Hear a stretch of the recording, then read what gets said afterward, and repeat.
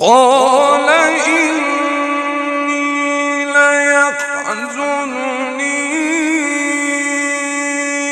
أن تذهبوا به وأخاف أن يأكله الذئب وأنتم عنه غافلون.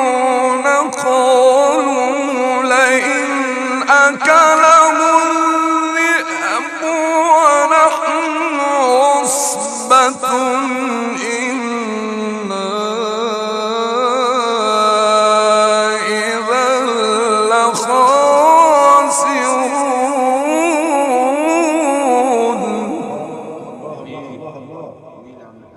الله يفتح عليك، الله يجيلك من نعم الله. اللهم اكرمك يا عم الشيخ سيد. وكده يا مولانا الله أكبر.